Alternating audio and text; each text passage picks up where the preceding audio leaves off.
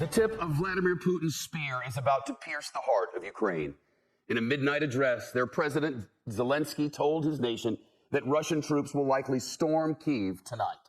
President Zelensky said the fate of Ukraine is being decided now and called on his citizens to defend the capital with their very lives. The Russians are bearing down on that capital with explosions and gunfire. And if they take that capital, the question is what happens to Vladimir Zelensky, his family, and his cabinet. This is a look at Kyiv right now. 2 a.m. there, explosions and air sirens reported in the distance. Up until now, Russian troops have faced much stiffer resistance than the Pentagon says they expected during this full-scale invasion. The day ahead could be a pivotal one, with the future of Ukraine and its people at stake. These are Ukrainian National Guardsmen taking up position on a bridge in central Kyiv. They're lying down in the prone position. Look at this. Their rifles aimed and pointed in the direction from which Russian troops would likely come.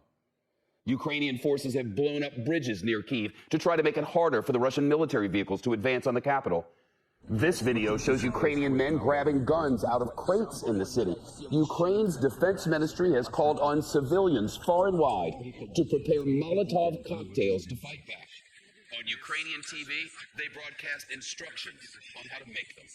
A massive explosion and fireball lit up the night sky before dawn in Kyiv. The Ukrainian military reports it shot down a Russian aircraft and 2 incoming cruise missiles. We cannot confirm that report. Russia denies losing any aircraft. But you could see the fireball there as it erupted and slowly descended. The scene captured on both surveillance and eyewitness cell phone videos. Russian propaganda claims that Russian President Volodymyr Zelensky had fled the city. He had not. Zelensky posted this video of himself and his cabinet on the streets of Kyiv. He delivered a clear message. We are here. We are in Kyiv. We are defending Ukraine. President Zelensky says he's target number 1 on Russia's hit list and that Russian saboteurs are already in the city.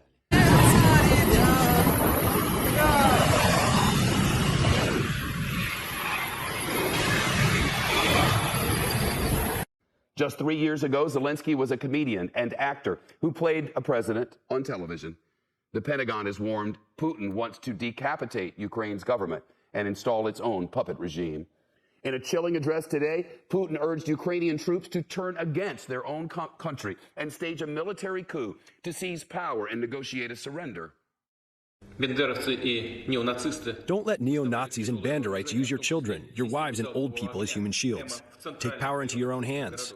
It seems that it will be easier for us to come to terms with you than with this gang of drug addicts and neo-Nazis who settled in Kyiv and took all Ukrainian people hostage. Words that mean nothing and full of lies. Some of the fiercest fighting has been in and around the city of Kharkiv in the east, not far from the Russian border in the northeastern Ukraine. The wreckage of destroyed Russian military vehicles left smoldering. Ukraine's military claims it's inflicted heavy losses and killed nearly 3,000 Russian troops. Here again, we have no way to verify that report. This is surveillance video showing a column of Russian military vehicles pushing up from southern Ukraine. And look at these Russian soldiers trying to break and disable the cameras in an attempt to hide their movements.